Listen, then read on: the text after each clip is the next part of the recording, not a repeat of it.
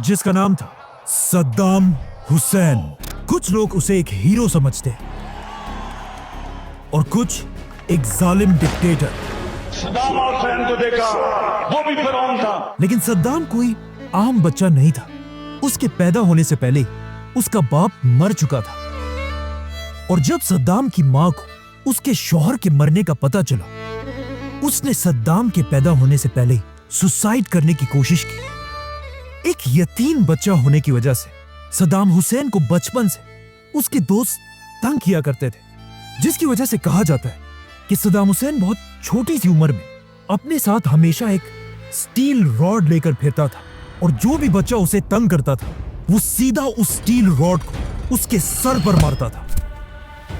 मतलब सद्दाम हुसैन के दिल में बचपन से डर नाम की कोई चीज नहीं थी। इसके कुछ ही अरसे बाद जब सद्दाम हुसैन की मां ने दूसरी शादी की, सद्दाम का सुतेला बाप उस पर इतना जुल्म करने लगा कि सिर्फ 10 साल की उम्र में अपने घर को छोड़कर भाग गया और जाकर अपने मामू के साथ रहने लगा। और यहां से उसकी जिंदगी हमेशा के लिए बदल गई, क्योंकि उसके मामू का ताल्लुक इराक की एक छोटी सी पॉलिटिकल पार्टी बाथ पार्टी से था।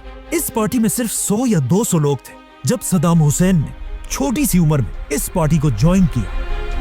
इस पार्टी में सबको पता था कि सद्दाम हुसैन की एज तो बहुत कम है, लेकिन ये इस पार्टी का सबसे वायलेंट और बहादुर मेंबर है। जैसे ही सद्दाम हुसैन ने इस पार्टी को ज्वाइन किया, इस पार्टी के लोग अमेरिका की CIA के साथ मिलकर उस वक्त के इराक के प्राइम मिनिस्टर को मारने की प्लानिंग कर रहे थे।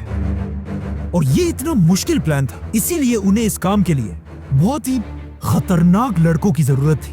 तो ऑफ कोर्स उन्होंने इस काम के लिए सिर्फ 24 साल की उम्र के सद्दाम हुसैन को चुना। सद्दाम हुसैन ने अपनी टीम के साथ जाकर प्राइम मिनिस्टर की गाड़ियों पर गोलियों की बारिश कर दी, लेकिन इस हमले के बाद भी प्राइम मिनिस्टर बच गया, जिसके बाद मजबूरन सद्दाम हुसैन इराक को छोड़कर इजिप्ट की तरफ भाग गया।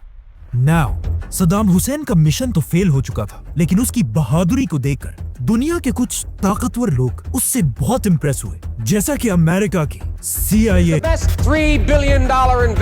CIA सद्दाम हुसैन को इराक के फ्यूचर लीडर के तौर पर तैयार करने लगी, क्योंकि इसके कुछ ही अरसे बाद जैसे ही इराक में सद्दाम हुसैन की पार्टी की हुकूमत बनी, सद्दाम हुसैन वापस इराक की तरफ आया और सिर्फ 30 साल की उम्र में इराक का दूसरा सबसे पावरफुल इंसान बना।